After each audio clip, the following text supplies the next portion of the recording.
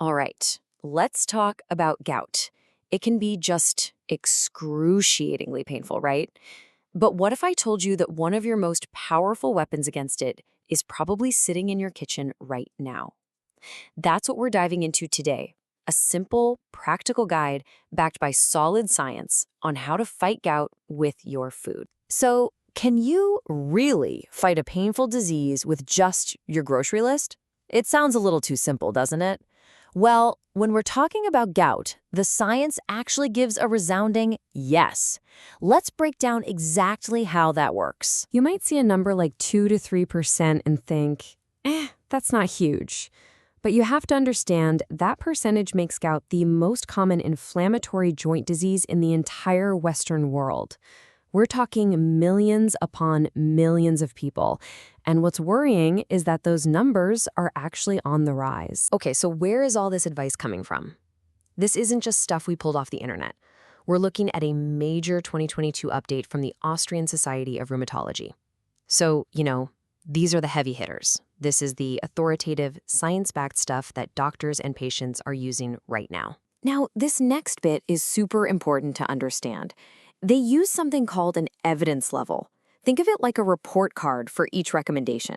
An A grade, that's the gold standard. It means the proof is rock solid, coming from the best kinds of studies.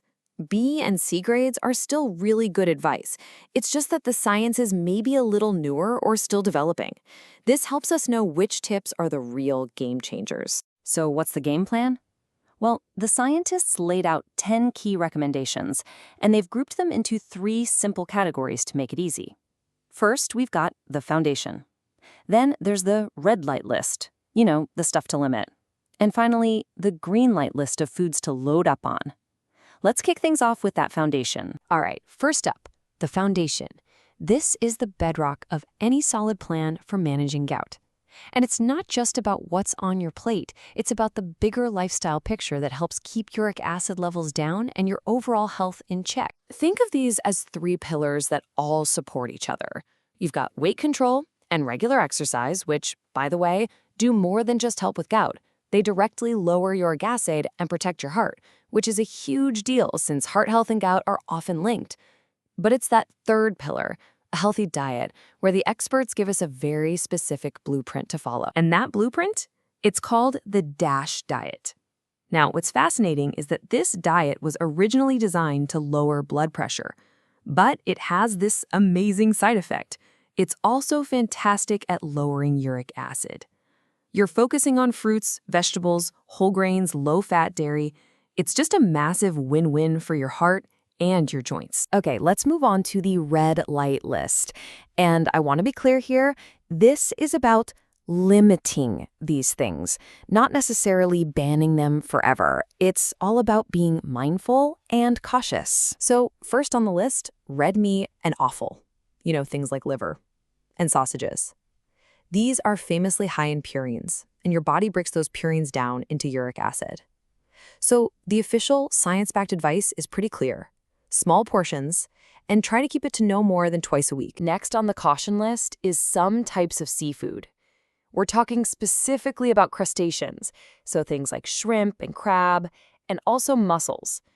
The research here looks a lot like the data for red meat.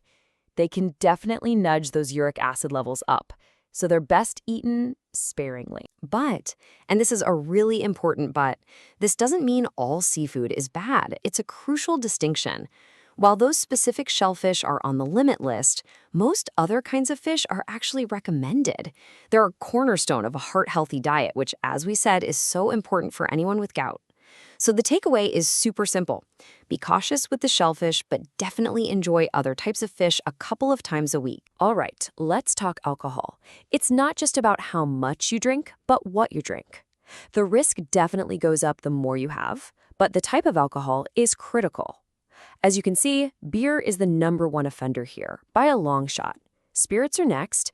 Wine, when you're drinking in moderation, seems to carry the lowest risk of the 3. The last thing on our red light list is fructose. But oh man, the source is everything.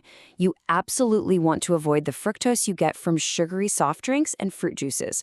The link to gout there is really strong. But, and this is key, the natural fructose you find in a whole piece of fruit, that's totally fine. In fact, it's part of a healthy diet. And those fructose-free light drinks are also in the clear. Okay, enough of the don't eat this list. Let's get to the fun part. This section is all about the green light foods. These are the things you can and should add to your diet. The foods that the research shows can actually help protect you. Okay, you have to hear this statistic. It's pretty incredible.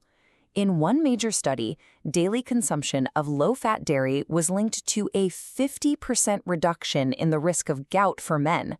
A 50% drop? The thinking is that certain proteins in milk actually help your body get rid of uric acid. And remember those report card grades we talked about?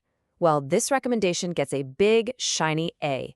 This is the most certain, most scientifically proven dietary tip for managing gout.